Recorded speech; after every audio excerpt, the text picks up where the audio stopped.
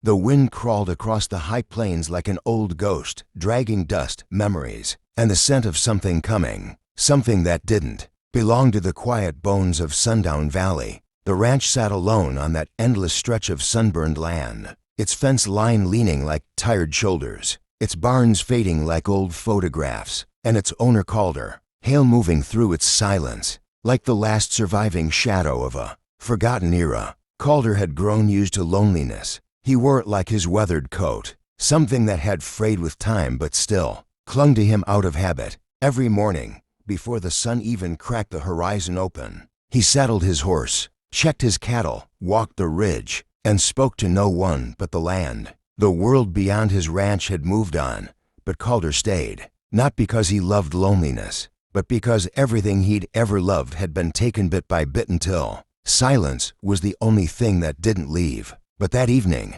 just as the sun dipped low and the sky bled copper, he heard something he hadn't heard in years, a voice, weak, faint, almost swallowed by the wind, a whisper begging the world not to give up on her. "Please, help me." Calder froze. At first, he thought it was the wind twisting itself into a cruel joke, but then it came again, shaky, desperate, and close. He spun toward the battered trail that cut across his land, and that's when he saw her, a woman stumbling toward his fence line, her clothes torn, her hair tangled with dust, and her hands trembling as if holding onto the last threads of strength she had left. She collapsed against the wooden post, her legs giving out beneath her. Calder rushed forward, dropping to his knees beside her. Her breathing was thin, ragged. Blood stained the side of her blouse. She looked like someone who had outrun hell itself. "Ma'am," he said softly, his voice steady but edged with alarm. "Can you hear me?" She struggled to lift her head,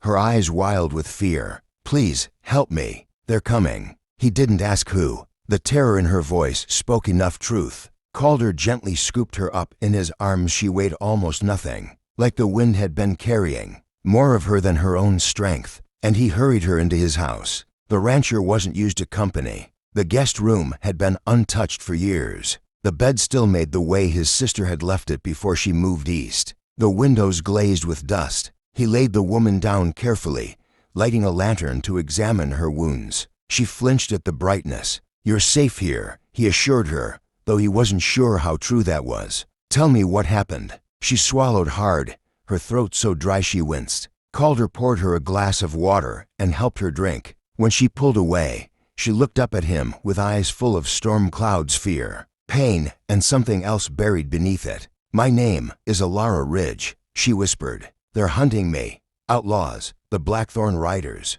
I escaped." Her breath hitched. "But they'll come. They always come." Calder's jaw tightened. The Blackthorn Riders were infamous, ruthless, unforgiving, a roaming nightmare on horseback. They ruled fear the way other men ruled land. If they were coming, trouble was coming with them. But Calder didn't step back. He didn't shy away. The years had carved a quiet courage into him, the kind of strength that didn't need to be shouted to be real. "You're safe," he repeated, gently pressing a cloth against her wound. "I won't let anything happen to you." She stared at him, studying the lines etched into his face, the scars, the calm in his eyes. "Why?" she whispered. "You don't even know me." Calder looked at her for a long moment before answering. "Because someone should have helped the people I lost, and I wasn't there. Maybe this time I can be." Her breath trembled. Tears pooled at the edges of her eyes, but she blinked them away stubbornly. Calder cleaned and dressed her wound,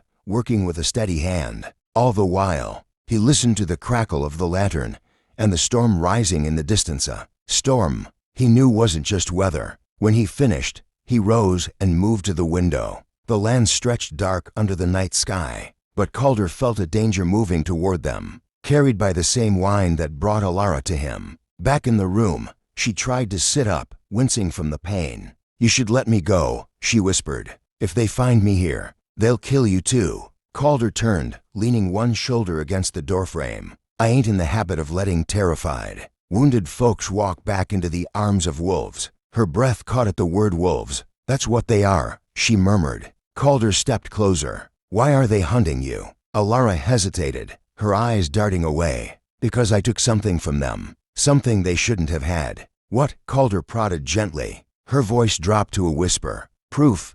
proof that the riders have been working with corrupt lawmen, killing witnesses, burning farms, framing innocent people. I saw everything. I gathered evidence, and when they found out, they killed my brother for helping me escape." Her voice cracked at the last words, and Calder felt something tighten in his chest. "So they want to bury the truth and you with it," he said quietly. She nodded, her hands clenching the sheets. "If they catch me, there won't even be a grave left." Calder felt the old fire awaken in him, a fire he thought had burned out long ago. The riders had robbed many. Now they wanted to erase the only surviving witness who could bring justice. Not on his land, not while he was breathing. "You did the right thing," he told her, "and I'll stand with you." She looked at him in disbelief. "You'd stand against the most feared outlaws in the territory. For a stranger?" Calder lowered his voice to something almost gentle. "You're not a stranger anymore. Not to me." For the first time,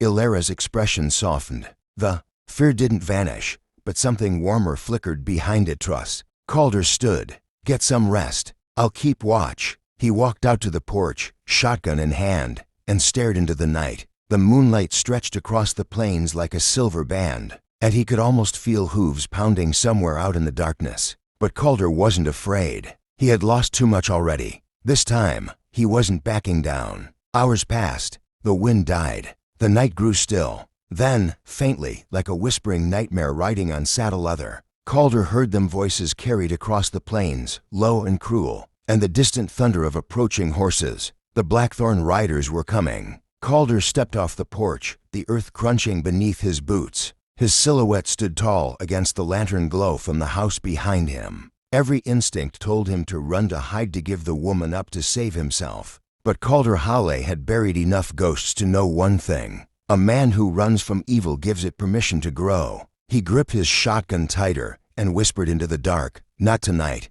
The riders' shadows appeared on the ridge, black against the moon, spreading like a stain across the horizon. Ilara, from inside, whispered a prayer, and Calder, the lonely rancher who had asked nothing from the world for years, finally stepped forward, not to run, but to fight. The outlaw world had no idea what was about to hit them, and the night itself seemed to hold its breath. Night settled over Sundown Valley like a thick, breathless shroud, and Calder Halle stood at the edge of his porch with the weight of 1,000 silent years pressing against his ribs as he watched the silhouettes of the Blackthorn riders spill across the ridge like a crawling shadow. Their horses snorted steam into the cold air, their rifles glinted under the moon, and their laughter, low, cruel, and hungry, rolled across the plains like a sickness looking for something to devour. Calder steadied his grip on the shotgun, each inhale slow and controlled, an old habit from a lifetime ago when he'd been a different man, one who didn't hide behind fences or let sorrow carve him hollow. The riders descended the ridge, their formation wide, surrounding his land like a tightening noose, and Calder stepped out from the porch, boots sinking into the dust, his eyes locked on the trail that led straight to hell. From the window behind him, Ilara watched with trembling hands pressed against the sill, fear thrumming through her like a trapped bird. She wanted to scream for him to come back inside, to run, to hide her somewhere they'd never think to look. But she knew deep down that the man who had taken her into his home, tended to her wounds, and given her back a sliver of hope, was not the kind of man who walked away from a fight, not when a life depended on it. The riders reached his fence line, 20 of them at least, their leader riding forward with the casual arrogance of someone who had spent years terrorizing the territories without ever facing the consequences. Flint Marrowtall, snake-eyed, a man whose grin looked carved with a knife, pulled his horse to a stop and stared at Calder with the amused curiosity of a predator, sizing up prey that didn't know it had already been eaten. "Evening, rancher," Flint called, voice slick as poison. "You got something that belongs to us." Calder didn't move. "Nothing here belongs to you," Flint chuckled, nodding to his men who spread out like wolves. "See, that's where you're wrong. A woman came running this way. Little thing, hurt, scared, stole. Something that'll cost us a fortune if she talks. Now," he leaned forward in the saddle, voice dropping to a growl, "hand her over, and maybe we won't burn your land to the ground." Calder's jaw tightened. He knew men like Flint, men who mistook fear for power. Men who believed threats were enough to make anyone bend. But Calder had bent enough in his life, losing everything that ever mattered until the only thing left standing was his stubborn heartbeat and the land beneath his boots. "No woman here," Calder said calmly, though his pulse thundered at his throat. Flint's smile disappeared. "Careful now. I don't take kindly to liars." Calder took one step closer. "And I don't take kindly to vultures." The air snapped, tight tension coiling like a rattlesnake ready to strike when suddenly one of Flint's men shouted, "Boss!" Footprints, small ones, lead straight to the house. Flint's eyes gleamed with victory. "Well now," he sneered. "Looks like we can end this quick." Alara stumbled back from the window, panic choking her as shadows swarmed the porch. Calder's breath slowed, his heartbeat sensing with the quiet, deadly rhythm of a man preparing to fight for more than his own life. Flint raised a hand. "Last chance, cowboy. Bring her out, and maybe we'll let you watch your ranch burn before we put you down." Calder didn't answer with words, he answered with fire. One deafening blast erupted from his shotgun, dropping the nearest rider before he even hit the dirt. Chaos exploded instantly, gunshots cracking through the night, horses whinnying, men shouting. Alara screamed and ducked to the floor as bullets punched through the walls, splintering wood around her. Calder dove behind a water trough, reloading with instinctive speed as riders fired wildly. He picked his shots carefully, each trigger squeeze measured, taking down flankers aiming for the house. The riders hadn't expected resistance from a lone rancher, especially not one who fought like a man with nothing left to lose. But Calder wasn't just fighting for himself, he was fighting for the wounded woman inside who had run far enough, suffered enough, and deserved a chance at tomorrow. Flint shouted orders, his composure cracking as rider after rider dropped. "Fan out, smoke him out, kill the woman first." Alara's heart shattered at the command, dread ripping through her, but Calder heard it too, and something ancient and furious erupted inside him. He sprinted toward the porch, grabbed a lantern, and with a quick strike of his boot, shattered it in front of the advancing riders. Flames burst across the dry brush, creating a wall of fire that forced them back. "You'll have to come through me," Calder growled. Flint glared at him like he wanted to peel the skin off his bones. "Have it your way."